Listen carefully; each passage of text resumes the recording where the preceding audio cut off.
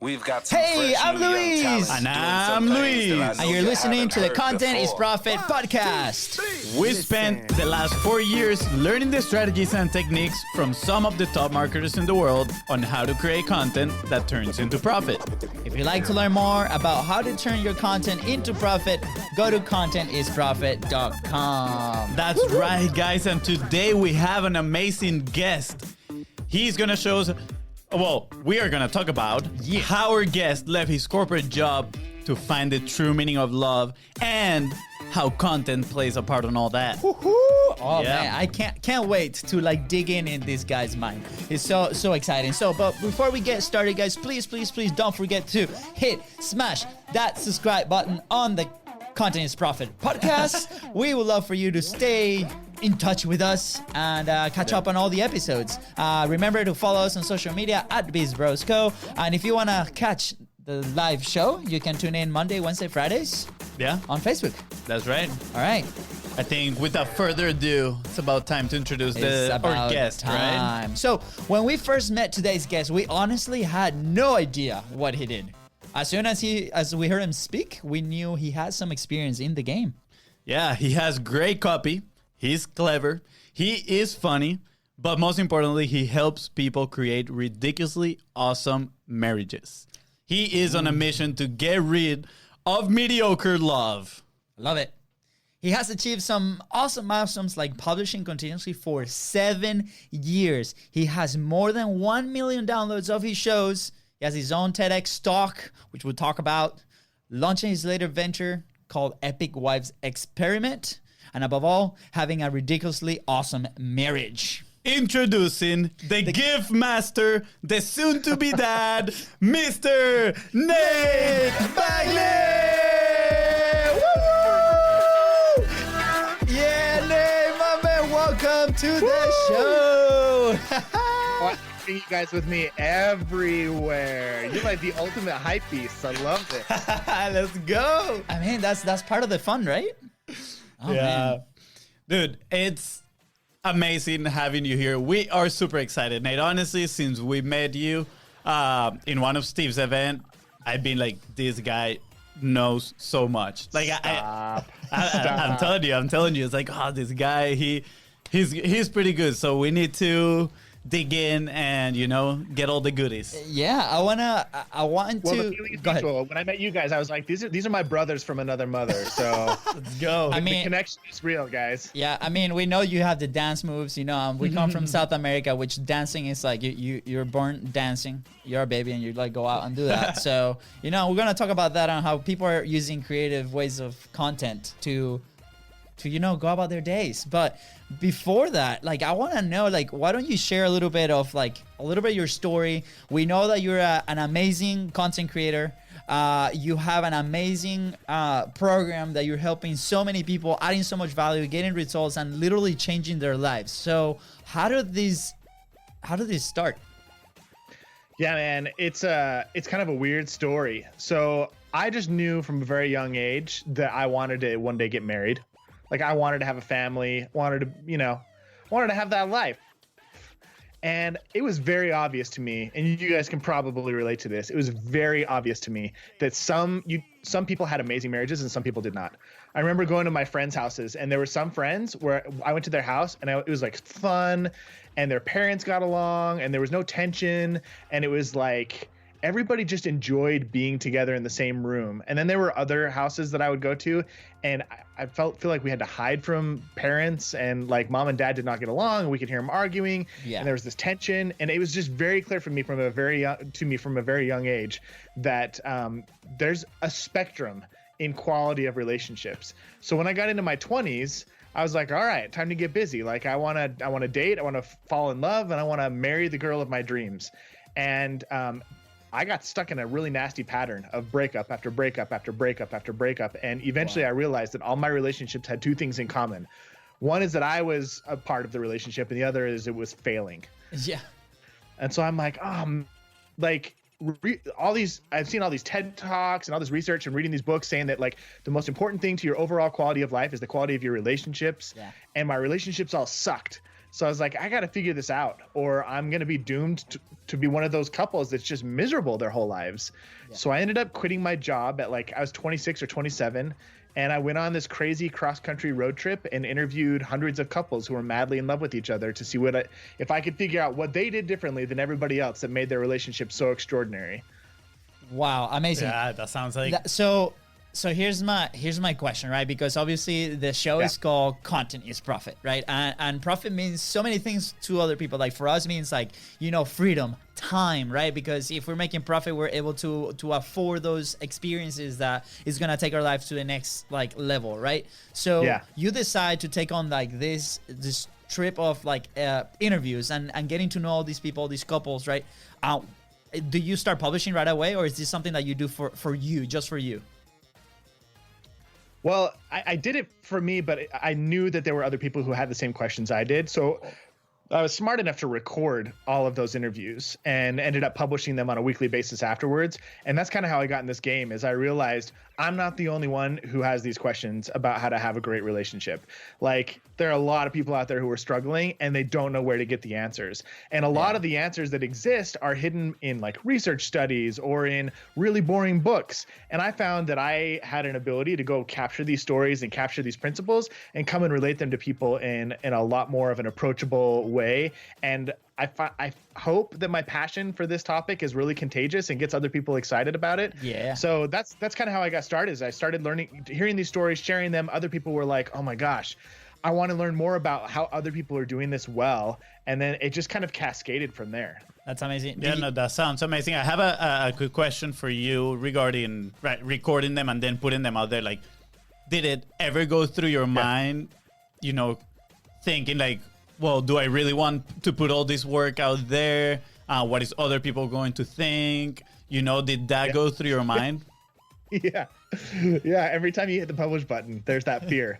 and what do you do? What goes through your mind to overcome that fear, right? And especially at that moment, people that might be starting to publish. Yeah, part of it is in listening to the interviews and doing the interviews, I learned stuff. And I have to remind myself, okay, if I got something out of this, there's somebody out there who will get something out of this. And maybe not everybody will, but if I hold out and I don't publish, that means that one person who might have paid attention and heard this is going to miss out on the benefit or the blessing in their life, the positive contribution that it could make. And I have a hard time living with myself knowing that I could have taken away somebody's unnecessary pain, and instead I let them suffer. So I kind of guilted myself into publishing.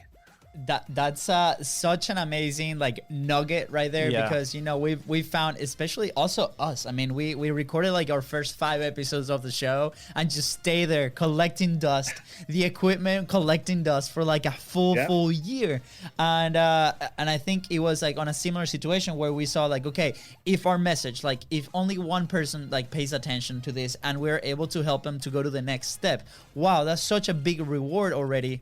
So that's awesome that you started that way too. Yeah, dude. Yeah, no, that's fantastic. The best entrepreneurs are servants. Yeah, that's true. The power of giving, that is 100% true. So kind of picking off of that, right? We are servants, right? You started this whole journey not just with publishing but researching about this thing that was very dear to you. And first off, thank you for sharing that story, because not a lot of people are able to do that, right? And kind of recognize it. So the question is, how were you super open about this from the very beginning, or was there a process to get to this point where you share this story, this is your story, you own it big time, to the point to being on stage like TEDx, right? And your show on a weekly basis? Yeah, it's definitely a process. The first, if you go, I hope nobody goes back and listens to my first 10 episodes, but I mean, there's a lot of anxiety that comes around, that revolves around publishing and speaking and telling your story. I've told my story a lot of different ways, and there's a lot of ways that I've told it that don't resonate with people. Yeah. There's a lot of interviews that I've conducted that I wasn't very proud of. There's a lot of content that I've written and videos that I've streamed live that if I were to go back and watch them or listen to them, they're kind of cringy. And at the end of the day, you can either not publish, You can either publish and continue to move forward and learn from your mistakes and get better. Like, have you ever? I'm a little scatterbrained right now, but there's have you seen the video or the audio from Ira Glass where he talks about taste? I have. It's amazing. He says, like, you get in the game of whether it's podcasting or YouTubing or writing a book or like being a blogger, you get in that game because you have a specific taste. You know what you like. You know what resonates with you. You know what's really good. And then you go try and create something that reaches your level of taste and you can't do it. And it's really frustrating. And a lot of people give up. But the people who are really successful in this game are the people who continue to publish and publish and publish and publish. And each time they publish, they learn something better about how to get what they're able to create to match what their taste is, like what their level of expectation is. And I've seen myself grow as a publisher over the last couple of years, whether it's as a writer or as a speaker or a storyteller, or whether I'm creating videos or a podcast. It doesn't matter. Like the only way that you can create something to the caliber that you hope to create is to create 1,000 things that suck first. Yeah. Yeah. So that's kind of, I have to remind myself that constantly. Yeah, no, I agree. And it's funny because I was watching one of your videos, and I mean, you related this obviously to couples, but you said extraordinary couples are action takers. And ordinary couples are insight chasers. That's it. I think that's how you said it.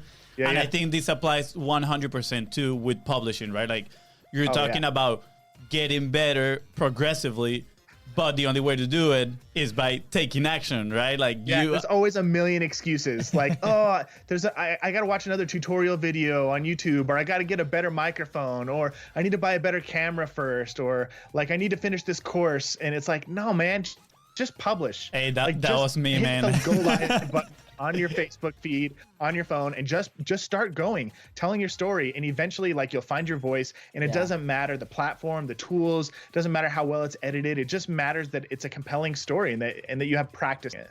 Yeah. Yeah, no, 100%. I agree. And sorry, I'm gonna throw another compliment at you, man. Something that I really like about you is that you obviously have a passion for what you do and what you teach, but as well, you are very passionate about being a great marketer, because you know that if you are a great marketer, you can reach all these people that you ultimately want to help. So again, just take it. Thanks, man. Catch it rather. So like going off of that comment, right? Like where do you see that connection between, I'm starting to create these interviews, I'm publishing them out there and getting my voice out and starting that process of finding your voice with being a marketer, and then attaching maybe like a product or whatever you were selling right at the beginning? How was that process like? Because we talk with a lot of content creators, right? And we recently went to a conference called Podfest, which was amazing, but it opened our eyes to that a lot of people that are currently publishing, when it comes to monetizing either that business or that show, they're very lost, right? And that's a whole different set of skills that you need to do. So how was that connection for you, and when did you do it? Yeah. So I was I'll use air quotes here. I was a marketer first, and then I was a relationship nerd. So in college, I was a communications major. Okay. I wrote for the newspaper. I took a bunch of marketing classes. And then my first job out of college, I worked at a marketing agency, and then I worked on a marketing team at a software company. Cool. And so I had a passion for marketing long before I had a passion for relationships. And then I set down this road of relationships, and I mean, I use marketing in air quotes because the type of marketing I was doing is not the same as the type of marketing that I'm doing now. And so I understood the concepts of, like, getting people's attention and getting them to take action and things like that. But then I went out on this journey and did all these interviews. And you're right, I started to get eyeballs, and I'm like, I want to do this for a living. How do I do this? And it was a wrestle. Like, I went through a lot of iterations, and I'm still going through iterations to try and figure out exactly how to deliver to the people that listen to me in such a way that provides enough value that they're willing to throw money at me. Yeah. I think one of the first things I did was my friend and I started a subscription box company called Unbox Love. And we decided, name.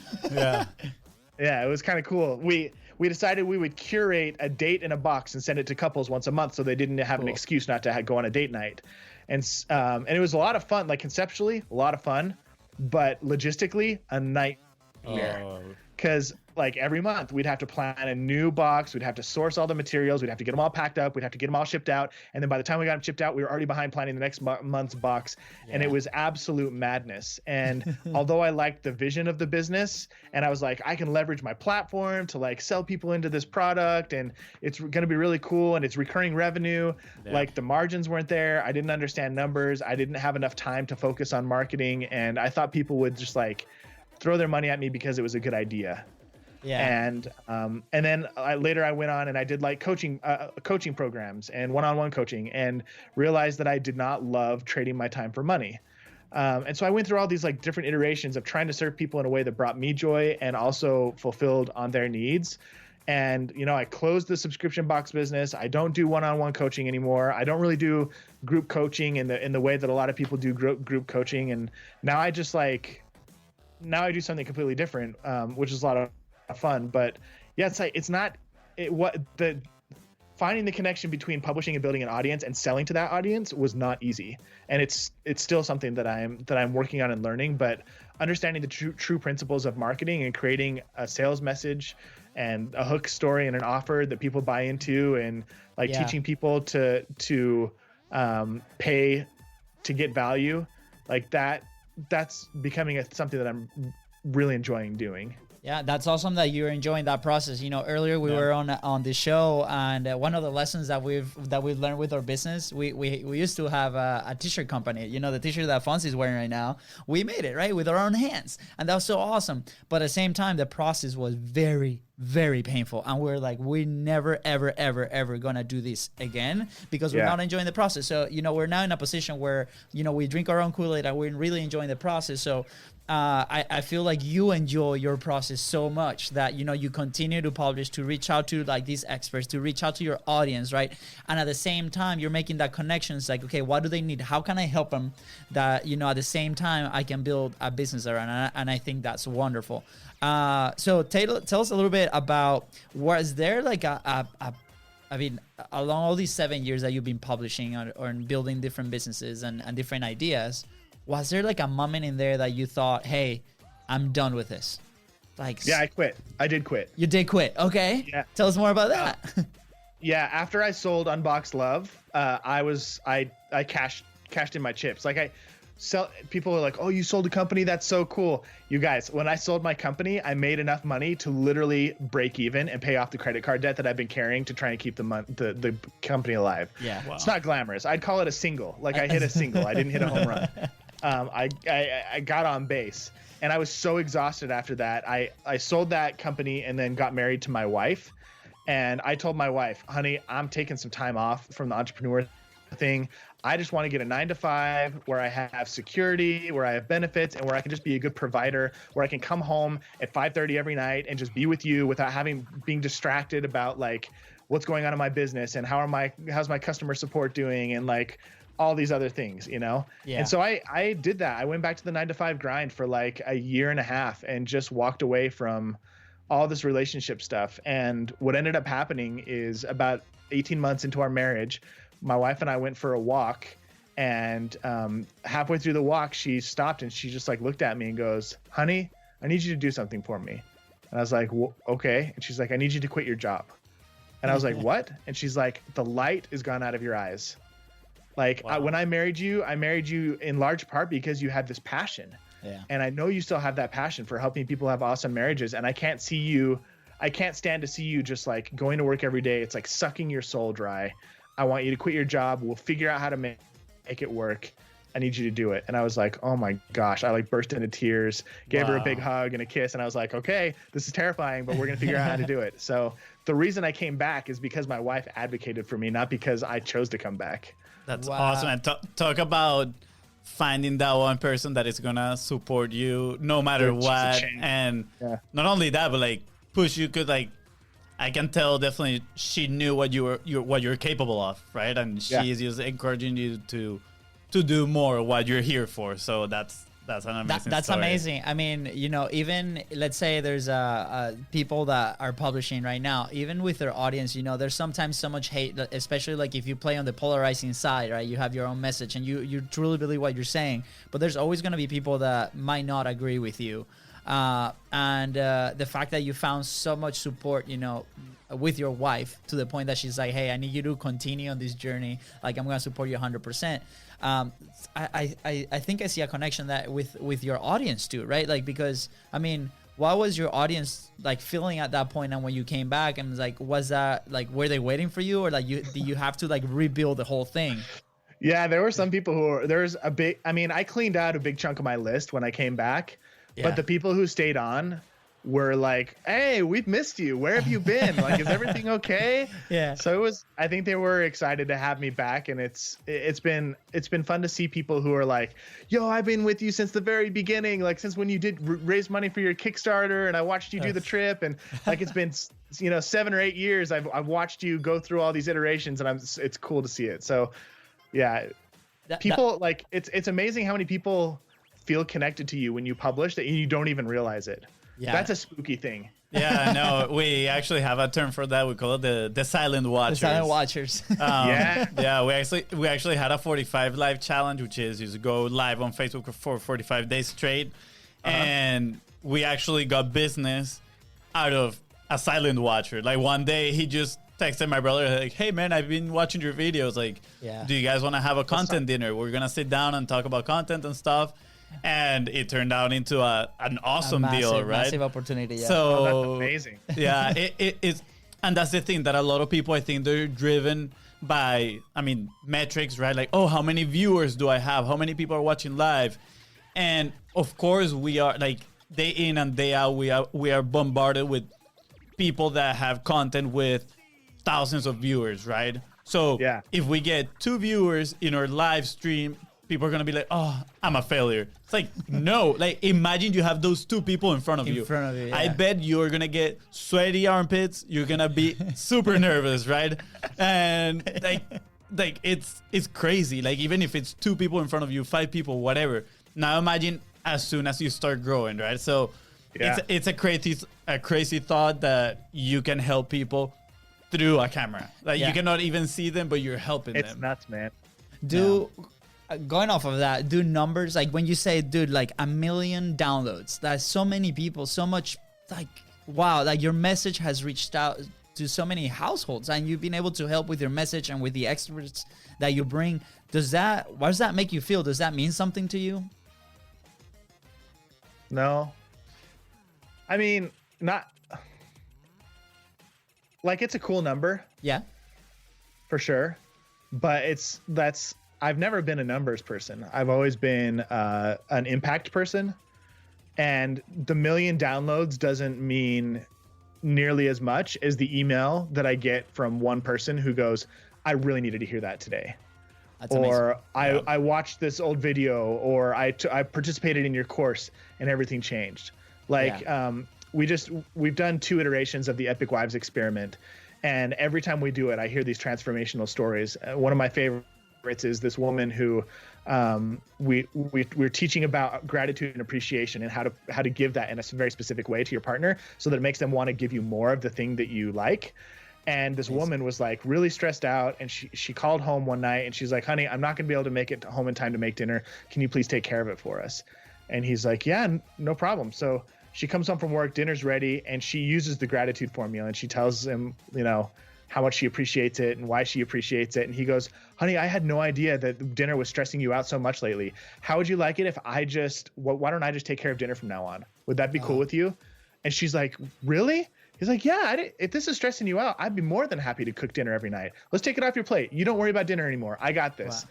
And like, I hear story after story after story of people who are like carrying around these burdens.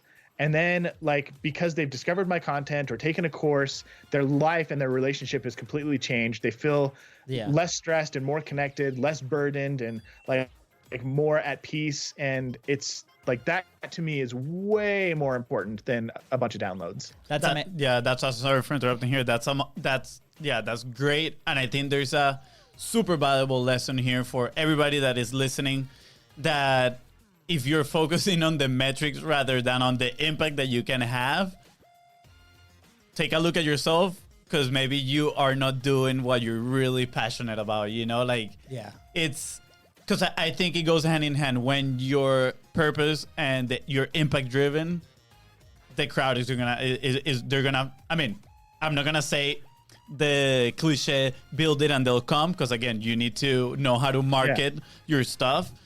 But if you're impact driven and you know how to market your stuff, oh, you're gonna have results for sure, 100%. And honestly, Nate is the proof of that.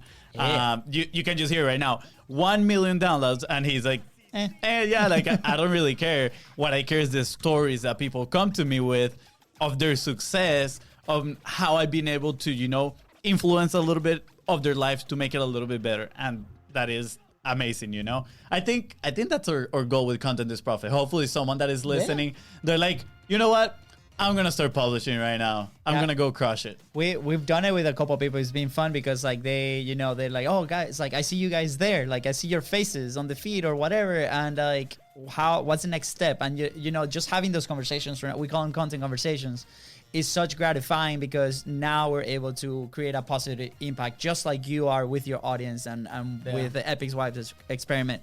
And one of the topics I really wanted to talk to you about is being vulnerable, because on that TED Talk, when I saw it at the end, you have a moment where, you know, you break out like in tears, like you're there crying in front of the stage, probably hundreds of people, millions online, a lot of people, lots of people. So, have you found a moment other than that one during your content, or that you are purposely vulnerable, or if you're not, like, has it come out somehow, and how do you deal with that? Yeah, I want to add to that question a little bit, you know, because I think a lot of people have that fear of being vulnerable too, right? So, you know, what are your thoughts around that fear, and how can you deal with that? Yeah, the way you develop a relationship with let's talk about vulnerability before we dive into that. And this is a topic that really hits home for me, because I'm a relationships guy, and vulnerability is a really big part of relationships. And so the mental image that I get when we talk about being vulnerable is, if I was like a warrior, if I was like a soldier, if to become vulnerable, I have to take off my armor. Yeah. And that means that there's a possibility that I could get hurt. I'm exposed to the potential for being hurt or being taken advantage of. Now, if you are in a relationship with somebody and you try and hug them and they're in full body armor, it's really hard to connect. But when you hug somebody like your friend or your brother or your lover or whatever, and you're heart to heart and you can feel them close to you, man, that connection is real. Like, you can really, really feel that connection. And so to me, vulnerability is just taking off the armor and being real with people, like letting them see the real you, what's really going on in your life. I think it's Brene Brown who talks about the importance of sharing your scars and not your wounds. And so there's a little bit of a balance between sharing something that is fresh. Yeah. And that's kind of, sometimes it feels like you're oversharing and you're emotionally dumping on people. That's not vulnerability. Vulnerability is like sharing something in a way that helps them, helps you connect through the feelings of empathy, and helps them see themselves and their own experiences through your experience. And so for me, like, it's the hardest times. It's hardest for me to be vulnerable when it's just me in a room talking to a camera. Yeah. But when I'm having a real honest conversation, like right now, it's really easy for me to be vulnerable, because like, I like you guys and I care about you, and therefore I want to be close to you. I want to have a relationship with you. I want to have a relationship with your listeners. So I've learned that it's okay for me to take off the armor in the right setting. I'm not going to take off my armor if I'm going into battle, but in a situation like this, like, it's absolutely necessary. And if you're a content creator, if you are a marketer, you have to tell stories to connect with people. And the stories that connect the most are the stories that are true and honest and vulnerable. So I think it's especially in the relationship space, but in any business, I think the most vulnerable stories are the ones that connect the most with people, develop the most trust, develop the most connection. And then that's how you develop a following. Yeah. Yeah, no, that's great. I'm actually relating a little bit to that. I started reading a book called Anti-Fragile, and the subtitle is Things That Gain from Disorder, right? And I think being vulnerable is in part that, right? Like, there's some disorder in your life, something that happened in your life that made you grow, and it turned into a scar, like you said, and now you're willing to share that. And somebody else that might be going through that same path, like you said, right? Create that feeling of empathy. They're going to be like, wow, like he just put into words what I'm feeling right now. But not only that, like maybe they have been afraid of sharing that, or maybe they have been afraid to try to overcome that. And I think just connecting to that level helps people see like, okay, like if they have done it, I can do it as well, right? Like it's inspiring ultimately. So, yeah. 100%. I love it. So transitioning a little bit to the topic, right, that you deal with, right? You talk with relationships is it's something, it's not tangible, maybe, like it's not a material thing, right? But it is there, and I can see this topic being very polarizing at some point. So what is like your take on what's your position as a content creator? You bring a lot of experts. I think your last season, you're being you on your own a lot more. But why do you start bringing different people into your network? And, it started with you wanting to know more, but why do you continue over 100 or plus episodes doing that? And what's the direction that you're going to take going in the future? Yeah, whether it's just me or whether I'm bringing on guests. Yeah. Yeah. I'll be the first to admit that I don't know everything. Like the world, my world, I'm anybody's world, but I'll just speak for myself. My world of relationships, like there's so much to talk about. There's so many things that people are struggling with and they're suffering with, and they want solutions they want to know more about. And I can't be the expert on everything. I have a massive bookshelf full of relationship books, and even after reading all those, I still don't know everything. So I love bringing on people who know more than I do to speak to a specific topic, because I get to learn from it and my audience gets to learn from it. But I also, more so lately, here's one of the reasons I made a transition away from doing only interviews, is because I realized that I was branding myself as more of an interviewer and a storyteller than I was as an expert. And I felt that after doing almost a decade of research and reading books and spending tens of thousands of dollars on workshops and therapy and being trained by some of the top marriage experts in the world, that I had something to share that was more than just being a proxy for my audience. So there came a point where I was like, I'm ready to be known as an expert and not just an interviewer, not just a curious soul. And so in doing my solo episodes and mixing it in with an interview every now and then, I get an opportunity to kind of stand on my own soapbox and teach from my own experience and position myself as a subject matter expert. And it's kind of helped to, I've noticed that people take me more seriously now because of that. So I think it's good to not be the only expert in the room. It's good to surround yourself with people who are smarter than you, but it's also not good to only defer to other people and not establish your own voice. Yeah, that's wonderful, and I love where you're going with this, because us, like, we struggle a lot with that, right? Like, we worked on this content social media world for about 5 years now, and we've gotten results. How do you qualify yourself, right, as an expert maybe, or is it other people that actually call you an expert and then you take on all that and continue to go? And I think that's a thing that we're constantly like thinking about. And you can correct me if I'm wrong, but at the beginning when we started publishing, we're like, wow, that was a big block for us. It's like, are we actually able to talk about this thing, right? So for you, what made you, like, what was that thing that you're like, okay, I feel like an expert, I am an expert, let's continue to go? Yeah, that's a hard hump to get over. It was for me, at least. There's a lot of imposter syndrome that creeps in. And a lot of people, like, I still get confronted with, well, did you go to grad school? Are you a therapist? I don't see any letters behind your name. Why should I trust you over a therapist? And like, I have lots of answers for that now, but in the moment, it's a scary feeling to have people like, why are you the expert? Why should I trust you over somebody else?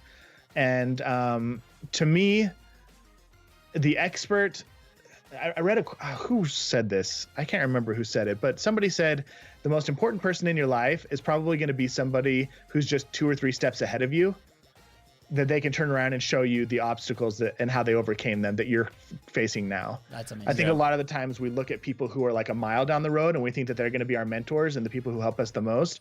But really, most of the time, it's people who are just a couple steps ahead of us who provide us the most help. And I found that when I started to realize that I may not know everything, but I know enough to help somebody get results, to help somebody overcome specific trials and struggles that they're experiencing, that I could consider myself an expert of that thing. Amazing. You know? No, and gradually my expertise grew. Yeah. Sorry for interrupting. To me, it's about helping people get results. Yeah, you're good. Yeah, no, I absolutely love that. And I think I've been personally feeling that shift a little bit. And I think it changed at first because we used to read and consume a lot of content and then share kind of like what we learned, right? Mm-hmm. And bring people and share their opinions and their expertise.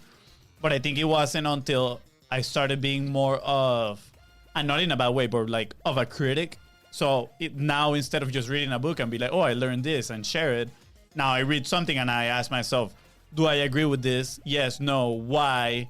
You know, what is my own opinion about this? Yeah. And, you know, and then that's what I go and share with other people. And I think, again, there's nothing new in the world. Like, if you think about something, probably somebody else thought about it way before you did, right? So at the end of the day, it's about, okay, how am I going to like put my thoughts together, my own opinions together, and how am I going to share about this topic with my audience? And like, I think that's what makes people an expert, right? Like, then getting that confidence to put your own opinion to it, obviously doing it with ethics, right? Yeah. Like under a moral base, I guess, that you know you're actually truly helping people.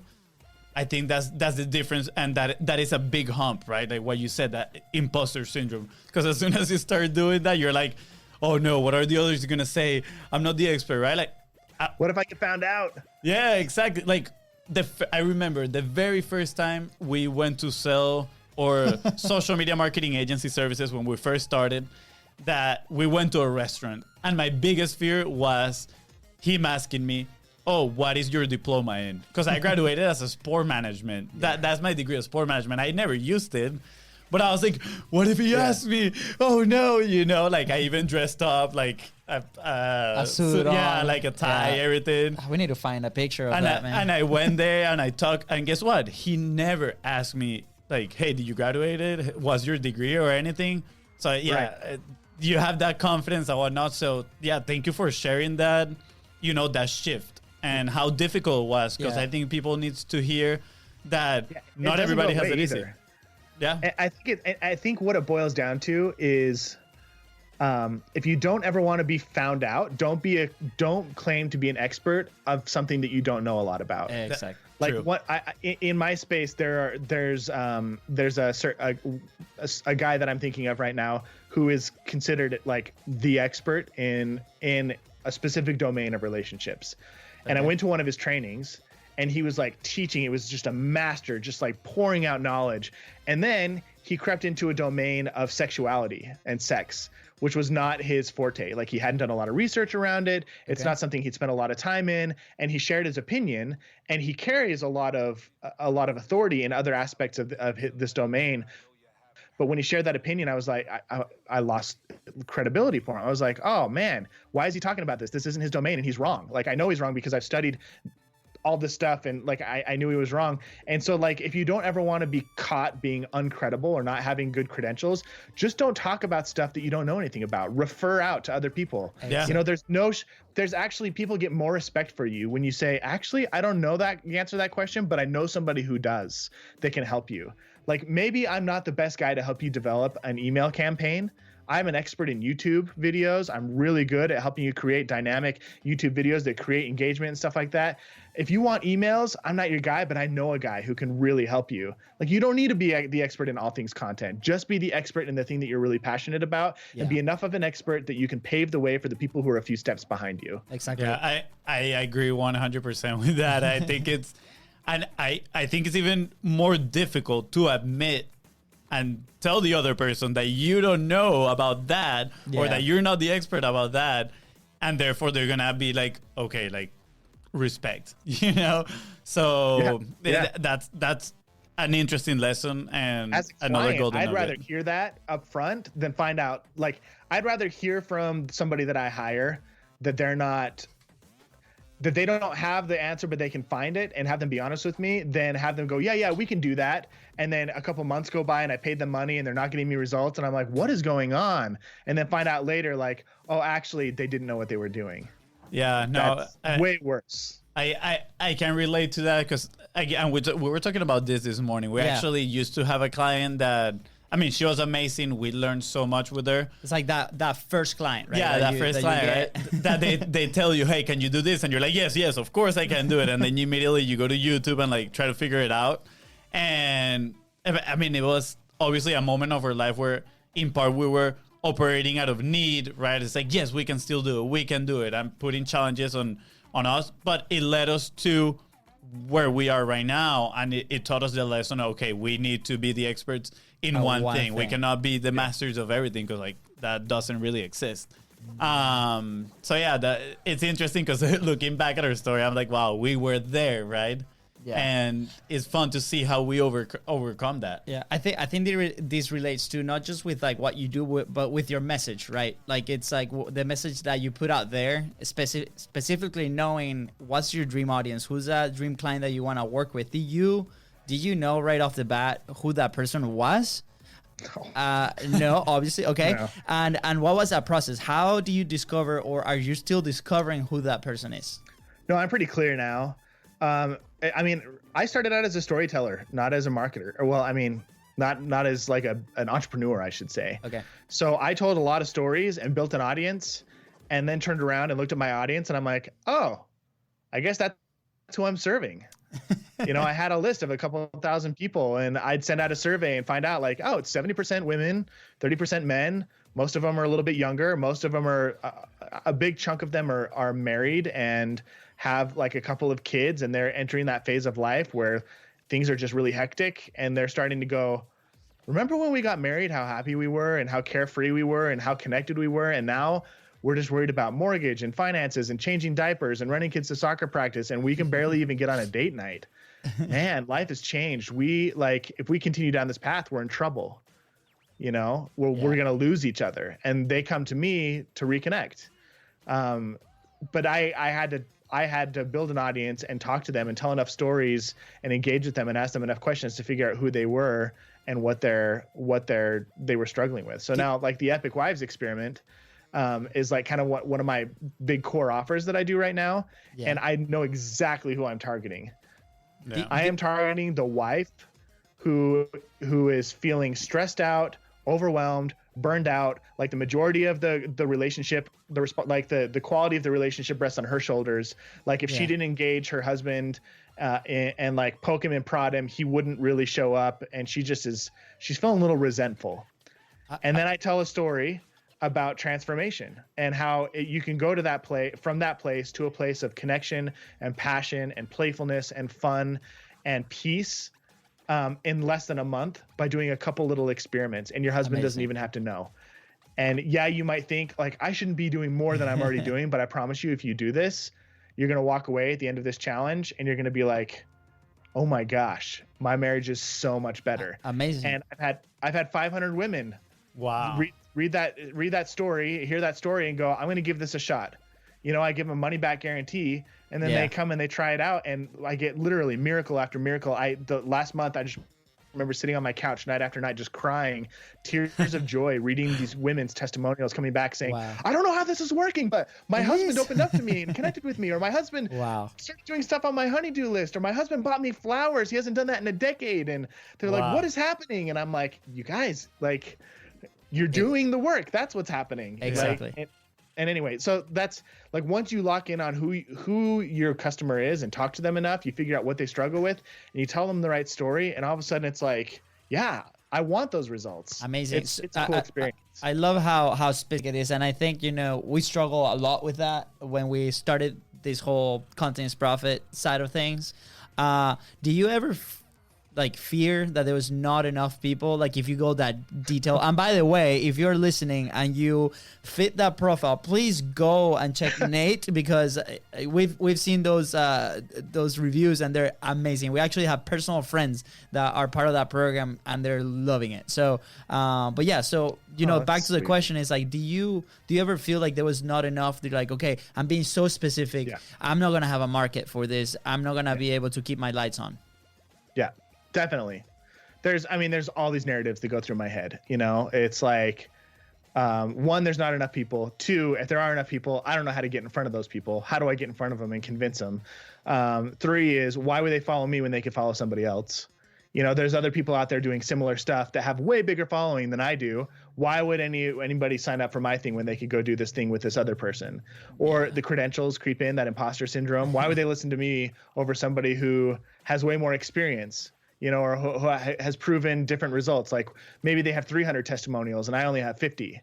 Like, why would they choose my program over theirs? And yeah, it's really easy to get caught in your head, man. Super easy. So how do you do to not get caught in your head when all these stories kind of creep in and you're like, hey, I know I can deliver. Like, how do you do that? That's a good question. It's something I struggle with. And I find that the times where I can break out of that are that, like, people can't think of two things at the same time.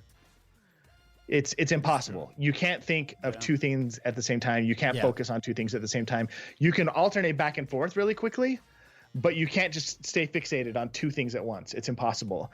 And so when I start to fall down that I don't know, that well of darkness and shame and fear, I think that the thing that's most helpful is having people in my corner that I can talk to that will remind me like what I really need to be focusing on.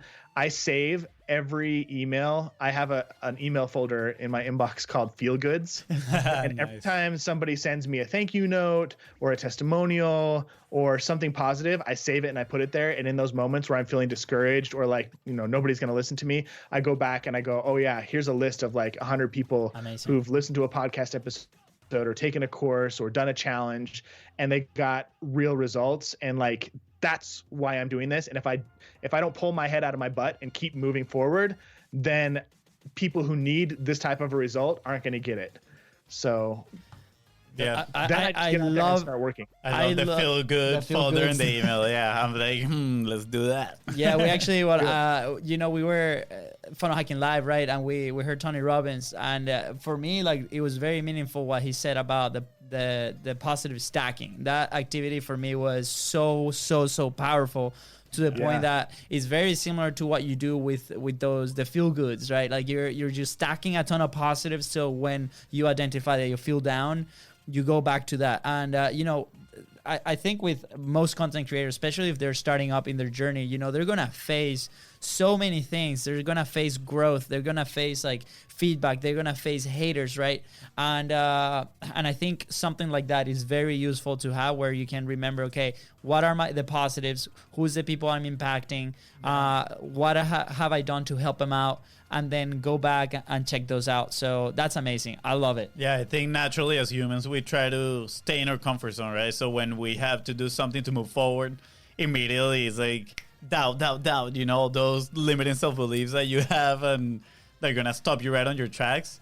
So yeah, I think it's a great tool to have something that reminds you like, hey, this is what you're doing this for. Yeah. And not only that, like, you have done it and look what people are saying about it, right? Like how you're helping them. Yeah. It's a great reminder. Yeah.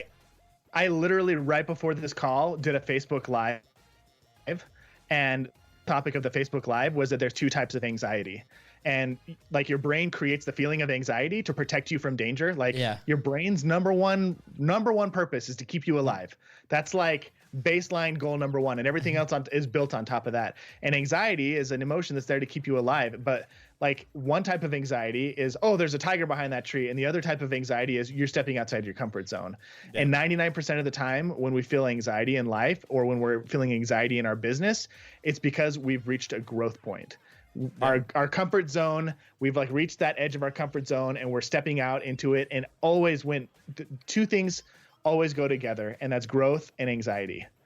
And you're going to feel discomfort. You're going to feel doubt. You're going to feel that imposter syndrome whenever you're in a position of growth. And you have two choices. You can either push through and you can do the work and you can chase your dreams and get success and see if you can get results, or you can give up. Yeah. And you win, and you cannot grow, you cannot become better, and then you'll never have the strength and the capacity to overcome those challenges again. So if you're in that mode right now, if you're feeling that self-doubt, if you're feeling afraid, if you're feeling anxious, just know that's what everybody feels. It's natural and it's normal.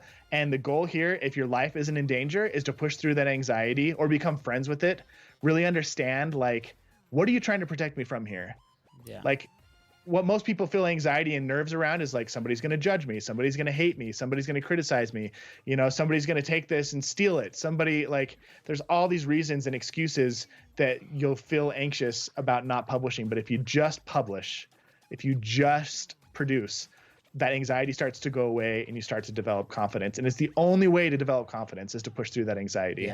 Yeah. No, I feel like we felt that growth on confidence by publishing. I think there's something about putting your thoughts into words that it just hits you. It feels like you're learning as you speak and you're growing as you're speaking as well. I don't know exactly how to describe it, but it's an amazing sensation. Yeah. Well, Nate, we want to be super respectful of your time. This conversation has been amazing. I think we tell everybody we need like a round 2 at some point because there's so much stuff that we can keep talking about. Like I love your entire journey. Anytime, guys. Thank you, man. Anytime you want to chat, you let me know. Appreciate awesome, it. thanks. So Nate, tell us, how can our audience find you? How are you helping people right now? And what's the best way to reach out to you? Yeah, 2 great opportunities for you. One, if you just want to tune into the podcast, you can subscribe on iTunes. It's just the Growth Marriage Podcast, or you can subscribe on YouTube. I've been really focusing on YouTube lately and delivering videos, and I like connecting with people face to face. So that's a huge opportunity. And then if you are a wife and you're listening and you want to take your marriage to the next level, come join the Epic Wives Experiment. It's at epicwivesexperiment.com. And it starts in mid-May, like May 18th. So in just 2.5 weeks. And I guarantee you, I will knock your socks off. I guarantee you're going to walk away. If you show up and participate for 30 days, you'll walk away going I didn't know my marriage could be this good. We have seen those reviews and they're literally amazing. And we literally refer it to a really good friend of ours and they're having amazing results. So go ahead, guys, check Nate out. Definitely check his content out. We are so freaking excited that you were able to do this with us today. Yeah, thank you so much. I think that's it, guys. If you're listening, please do not forget to subscribe to the Content is Profit podcast. Go check Nate's out at the Growth Marriage. Subscribe button. Smash it. That's right. That's right. And in honor of Nate, if you get to see a video or if you're watching it live or you get to see a little clip of this podcast, please comment with a GIF. Yes. Yes. With that, Nate, don't leave. We're going to chat with you for a couple more minutes. For everybody listening, thank you so much. And we'll see you live on Friday and on the next episode if you're listening to Monday, any platform. So thank you, guys. Have a good one.